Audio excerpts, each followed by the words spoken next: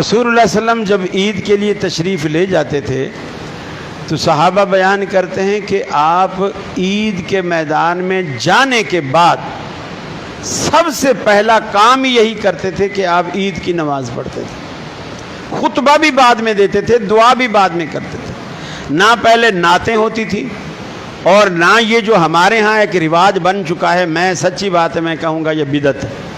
ہمارے ہاں یہ رواج بن چکا ہے، مائک لگا دیں گے، ایک لڑکا یا ایک بڑا کھڑا کر دیں گے اور وہ شروع کرے گا اللہ اکبر اللہ اکبر اللہ اکبر کبیرہ والحمدللہ کثیرہ سبحان اللہ بکرۃ و اصیلا، اور پھر لوگوں سے پڑھو زور سے پڑھو زور سے پڑھو زور سے پڑھو۔ یہ اجتماعی ذکر ہے۔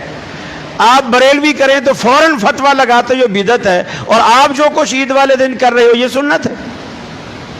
یہ کہاں کی سنت ہے کہ آپ اسپیکر لگا کے اور لوگوں سے زور زور سے کہلوائیں، ذکر کروائیں، اور وہ بھی عید سے پہلے؟ حدیث میں صراحت ہے کہ اللہ کے رسول عید کے میدان میں سب سے پہلا کام یہی کرتے تھے کہ آپ نماز پڑھتے تھے۔ نماز سے پہلے نہ کوئی نعت، نہ کوئی نظم، نہ تکبیرات کی بلند آواز سے اجتماعی شکل میں ذکر، اور نہ خطبہ نماز سے پہلے۔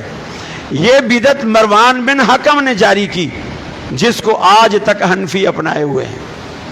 مروان بن حکم نے کیا کیا؟ خطبے کو نماز سے پہلے لے آیا۔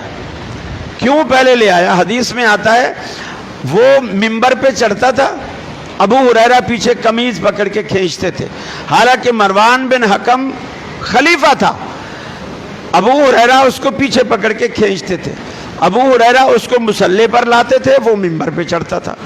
آپ مصلی پر پہلے نماز پڑھا، وہ ممبر پر چڑھتا تھا، اور وہ آخر اس نے ضد کر کے خلیفہ چڑھ گیا ممبر پہ، ابو ہریرہ نے چھوڑ دیا۔ پھر ابو ہریرہ نے مجمع میں کھڑے ہو کر کہا انظروا الی ھذا الخبیث، اس خبیث کی طرف دیکھو، اللہ کا نبی نماز پہلے پڑھاتا تھا اور خطبہ بعد میں دیتا تھا، اور یہ خطبہ پہلے دے رہا ہے اور نماز بعد میں پڑھائے گا۔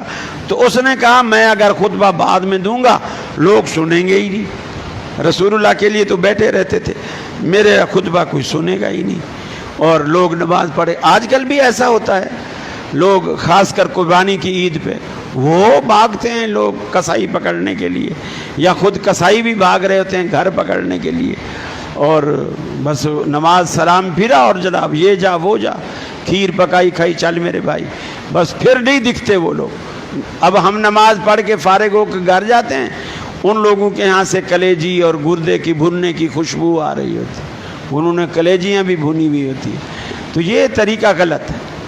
عید کے دن عید کی نماز سے پہلے کچھ نہیں کرنا، نہ نفل، نہ سنت، نہ تحیت المسجد، نہ نعت، نہ نظم، نہ تکبیرات، کچھ بھی نہیں۔ پہلا کام یہی کرنا ہے کہ عید کی نماز پڑھنی ہے۔